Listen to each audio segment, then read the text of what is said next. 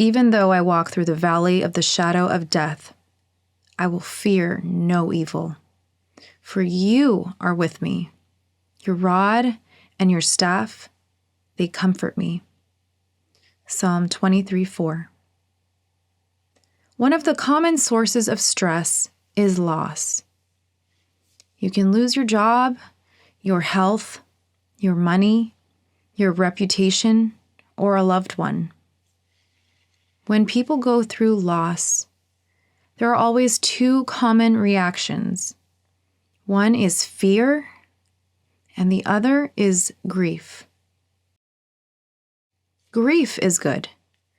Grief is the way we get through the transitions of life. In fact, if you don't grieve, you get stuck.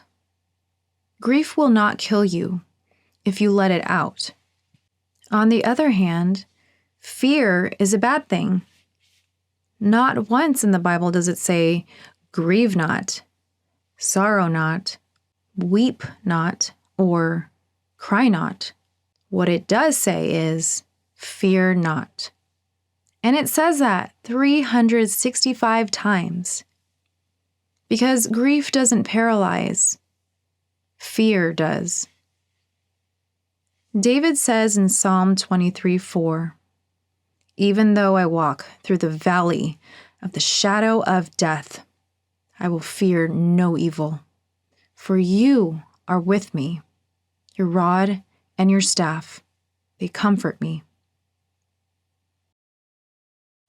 Shepherds always carry a rod and a staff to protect their sheep. David knew that. In the same way, God has the tools to protect him. And he trusted him, even in the darkest valleys. Some of you are going through the valley of the shadow right now. Maybe the valley of the shadow of death. It may be the valley of the shadow of debt. It may be the valley of the shadow of conflict. It may be the valley of the shadow of depression. It may be the valley of the shadow of discouragement. Shadows are scary. Remember how you used to be afraid of shadows when you were lying in bed as a kid? I've learned a few things about shadows. First, shadows can't hurt you. Second, shadows are always bigger than the source.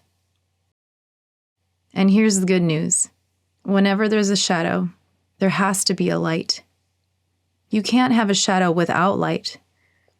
So the key when you're going through the valley of the shadow is to turn your back on the shadow and look at the light. Because as long as you keep your eyes on the light, Jesus, the light of the world, the shadow won't scare you. That's how you go through the valley of the shadow of death. That's how you lower your stress. You trust God in the dark valleys, just like David who prayed, when I am ready to give up, He knows what I should do. Psalm 142:3. Talk it over. What are the shadows you've been recently facing? Why are they so daunting to you? How can memorizing scripture help you face the fears in your life? Why do you think fear stresses people out?